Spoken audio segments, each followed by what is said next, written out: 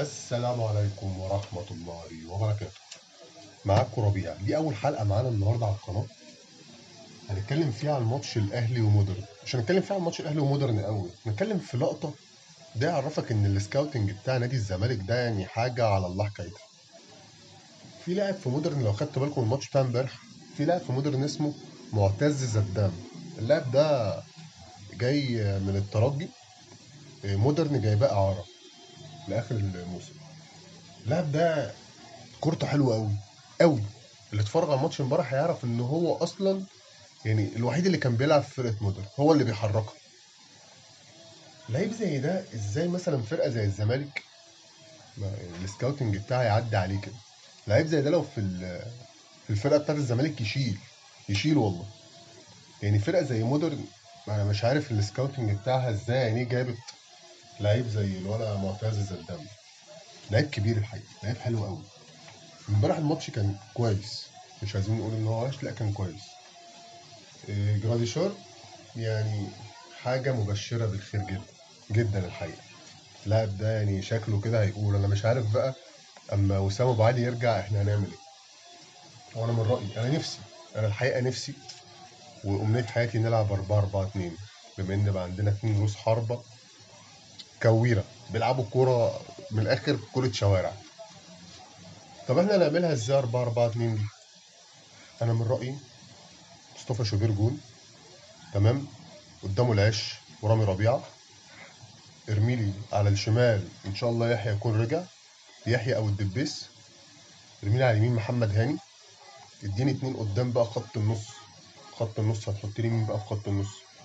في النص هتحط لي مروان عطيه، تمام، جنبه امام عاشور. نرجع بقى امام عاشور 8، تمام، يرجع بقى يلعب 8 تاني ويزيد جنبه امام عاشور.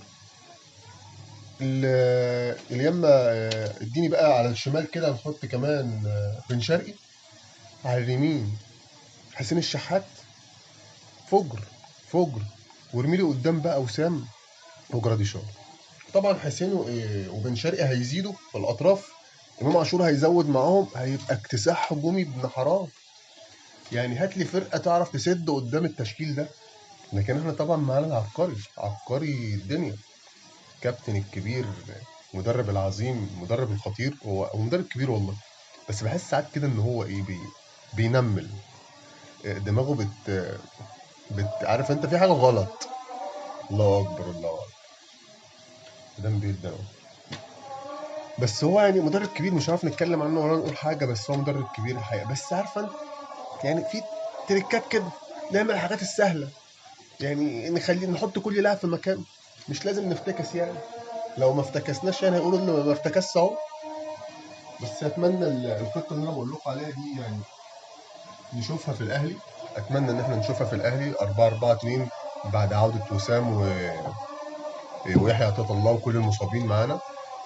وان شاء الله اللي جاي احلى. بس برضه عايز اكد اللاعب معتز زدام ده، ركزوا معاه يا جماعه في الماتشات الجايه. اللعيب ده يعني لسه جاي في فتره الانتقالات الشتويه وجاي من الترجي.